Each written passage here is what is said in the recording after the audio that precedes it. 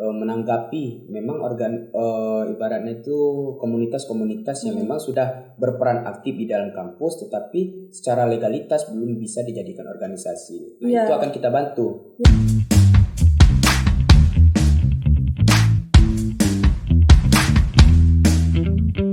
Assalamualaikum warahmatullahi wabarakatuh. Halo Sobat PES, kembali lagi bersama aku Ria Asmausna tentunya di Porma Forum Mahasiswa. Sobat PES, di Porma ini tentunya kita akan membahas seputar inspirasi, prestasi, dan seluruh aspirasi Sobat PES yang lagi nonton. Di episode kali ini kita udah kedatangan tamu. Ini enggak spesial lagi nih, ini udah istimewa banget. Saking istimewanya, aku udah nervous dari tadi mau ngobrol sama bintang tamu kali ini. Siapa lagi kalau bukan Presiden Mahasiswa Institut Agama Islam Negeri Curug, Bang Dio Putra. Halo, apa kabar hari ini, gimana Bang? Alhamdulillah sehat, sampai saat ini sehat. Alhamdulillah ya Bang ya. Jadi Sobat PES, sebenarnya aku mau ngobrol sama Bang Dio di Porma ini jauh dari sebelum beliau bakal calon presma, benar gak sih Bang? Benar. Tapi memang benar sih, kalau kata orang itu manusia itu hanya bisa berencana, tetapi Allah lah yang menentukannya. Kemarin aku mau ngobrol sama seorang aktivis, sekarang aku udah kedatangan presmanya nih, Sobat PES. Sebelum kita ngobrol lebih jauh nih ya Bang, aku mau tanya, gimana perasaan Abang udah jadi presma aja sekarang? Aku aja bukannya shock ya Bang ya, tapi kayak wah ini Abang udah jadi presma aja, udah jadi adik presma nih. Gimana tuh dari Abang sendiri? Soal perasaan ya jadi presma ya? Soal perasaan. Jadi kalau untuk masalah perasaan jadi presma ya kesan saya itu yang pertama bahwasanya ini merupakan tanggung jawab kan, merupakan tanggung jawab dan juga amanah dari kawan-kawan organisasi kan, terkhusus dari mahasiswa juga. Ya kalau untuk kesan ya mungkin lebih ke siap-siap untuk siap-siap untuk capek ya kan, dikoreksi, dikritik, mungkin diberi saran, mungkin ya kayak gitu kalau untuk kesan. Jadi kalau untuk perihal kesan jadi presiden mahasiswa ya sama kayak biasanya, tapi kesannya lebih bertanggung jawab lagi lah gitu. Amin ya. Jadi Pak Pres nih udah nyiapin mental lebih sebelum jadi presiden ini. Jadi aku manggilnya Pak Pres nih ya, nggak lagi. Pokoknya terserah ke Ria lah.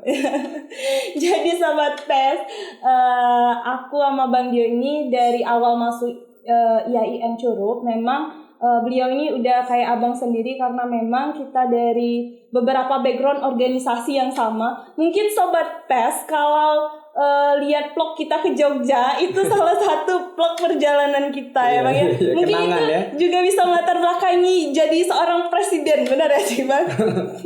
Pengalaman. Iya benar. Bang Dio ini apa sih Bang yang memang melatar belakangi gitu sampai akhirnya oh ya udah aku harus jadi presiden mahasiswa? Ya benar. Jadi kalau untuk inisiatif kita juga bahwasanya selama ini kan kita juga terlibat di dalam problematika di dalam ruang organisasi mahasiswa kan, ya, benar. Terkhusus dari mahasiswanya itu sendiri. Jadi di balik dari problematika itu yang mungkin memunculkan inisiatif untuk menjadi ibarat katanya itu pimpinan dari mahasiswa gitu, baik itu dari problematikanya dari segi akademis, mungkin dari segi pergerakan, karena memang ada kutipan ya, ketika kita ingin membuat suatu perubahan itu kan bukan hanya untuk menjadi seorang pemimpin, tapi ketika kita menjadi seorang pemimpin maka perubahan itu lebih mudah untuk mewujudkan gitu. Nah, jadi kalau untuk itu mungkin saya melihat dari problematika yang ada di dalam ruang lingkup kampus gitu. Jadi memang untuk menjadi presiden mahasiswa ini emang dilatari dari abang sendiri yang melihat dari diri sendiri ya bang, yang melihat keresahan sampai akhirnya benar sih. Kalau ini kan abang udah di posisi tertinggi nih di mahasiswa Institut Agama Islam Negeri Curug. Apa yang bakal abang lakuin gitu? Tentunya kan ini di kestrukturan yang baru. Kalau misalnya Dema itu setiap pemimpinnya atau periode kepemimpinan itu bakal berubah setiap tahunnya kan bang, dari sistem kabinet dan segala macam di kestrukturannya. Apa sih yang bakal abang lakuin? Ya, kalau untuk progres kita ke depan, bahwasanya kita dari kabinet peran bersama ini di kepengurusan Dema 2022-2023 ini memang menonjolkan terkait simbol. Simbol itu dalam artian dari segi simbol kita selaku IAIN Curug, yaitu simbol agamis ya kan, religius, di mana patokan masyarakat, patokan mahasiswa itu kan lebih cenderungnya ke agamis karena cenderung kita ke Institut Agama Islam Iya benar sih. Gitu. Dan juga simbol yang utama yaitu simbol mahasiswanya.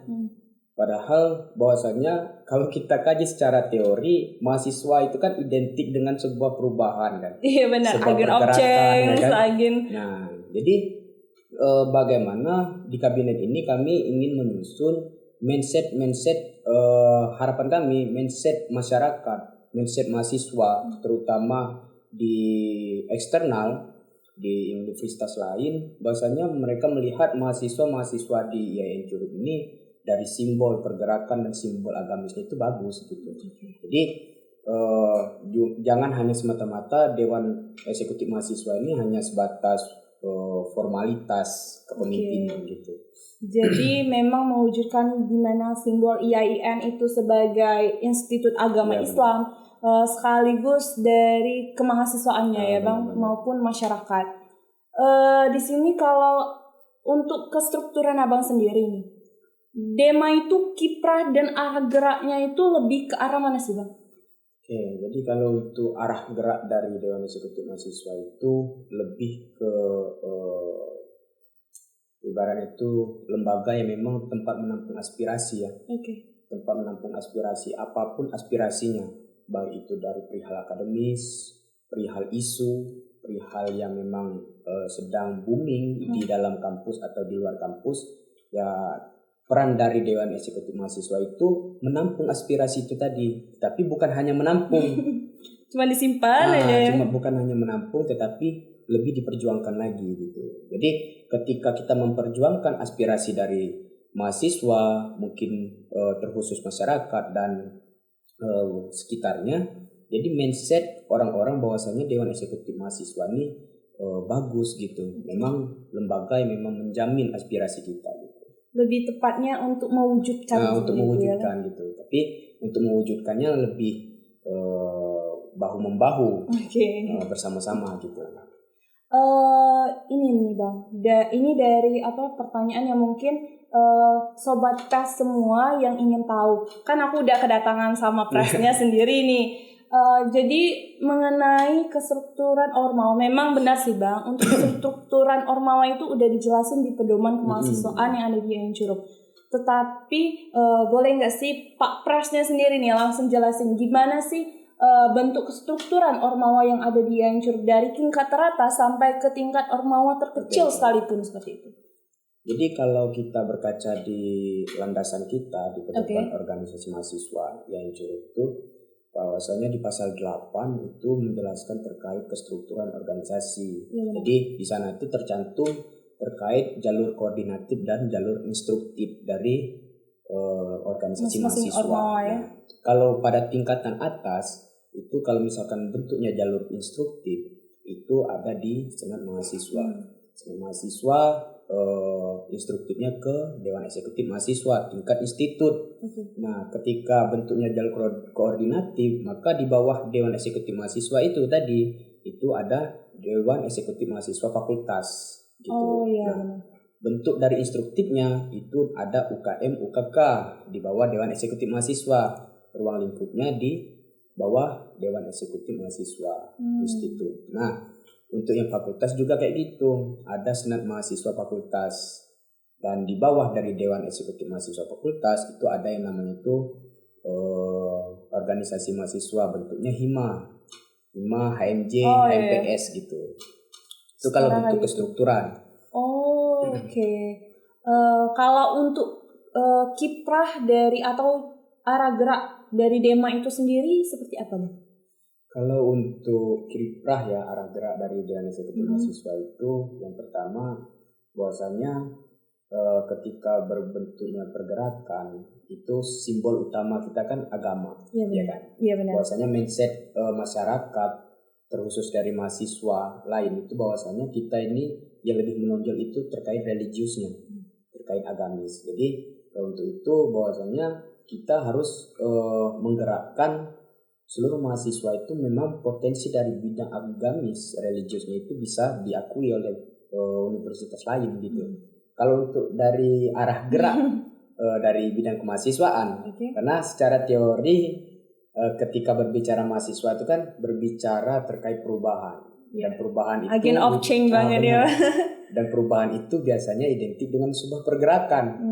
Nah, itu yang memang harus ditonjolkan di dalam Dewan Eksekutif Mahasiswa ini, bahwasanya seluruh kepentingan umat, seluruh aspirasi itu memang harus ditegakkan di situ, bentuknya lewat dari pergerakan. Tetapi jangan mempersempit bahwasanya mahasiswa ini hanya bisa demonstrasi gitu. Ya itu banyak sih anggapan dari masyarakat luas bahwasanya kalau identik mahasiswa itu demonstrasi, anarkis gitu ya.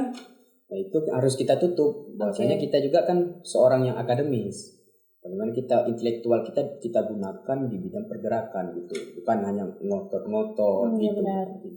Jadi lebih ke Dema itu lebih ke menampung dan merealisasikan dari kawan-kawan sesama mahasiswa tadi ya, Bang. Masyarakat juga. Iya benar. Ini nih Bang, mungkin ini pertanyaan yang memang dipertanyakan oleh Sobat PES yang lagi nonton semua.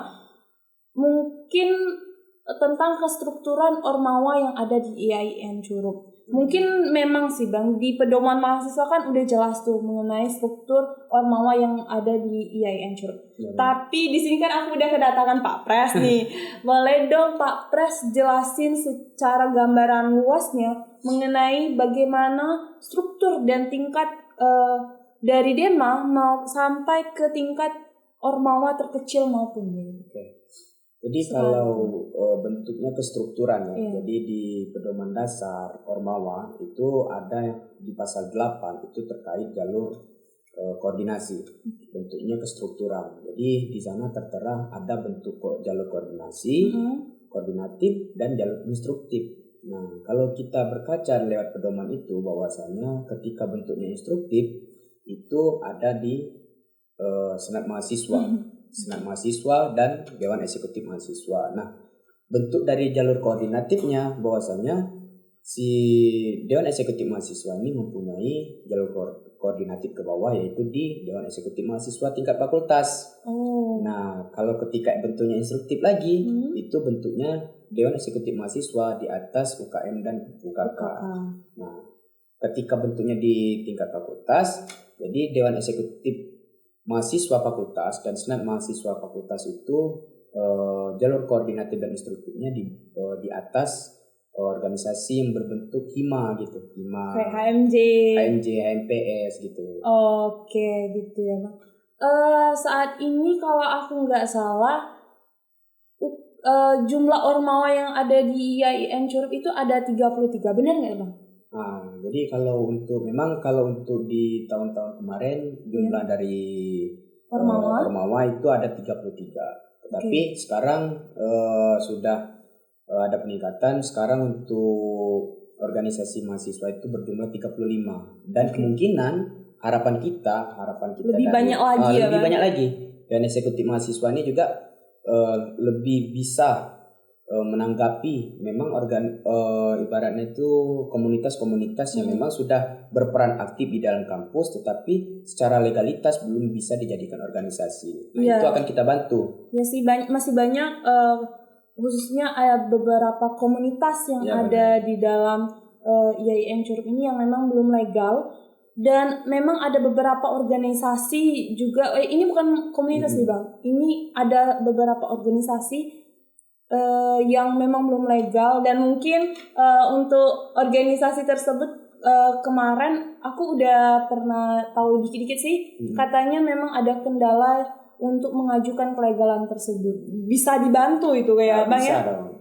Jadi kalau untuk legalitas itu kan ketika ingin di legalitasnya sebuah komunitas maka harus mencakup aturan yang ada juga. Di dalam pedoman juga ada aturan gitu ya. memenuhi aturan. Jadi di dalam pedoman juga sudah tertera ada juga yang berperan selama minimal itu 2 tahun dengan jumlah anggota sekian-sekian. Jadi ketika aturan-aturan itu tadi sudah mencakupi dari komunitas itu tadi, maka secara legalitas memang sudah siap untuk dilegalkan gitu. Dan kita juga selaku Dewan Eksekutif Mahasiswa ya berperan untuk membantu komunitas yang memang belum legal ini tadi gitu.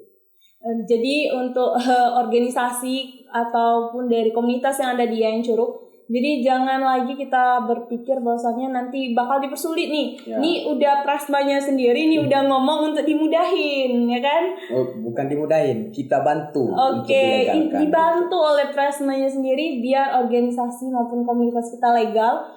Tentunya untuk kelegalan ini bukan cuma sebatas hanya kayak terdaftar aja di kampus, akan tetapi supaya organisasi maupun komunitas ini memang dapat menjalankan amanahnya dan sesuai dengan peraturan mereka juga, seperti itu kan Bang?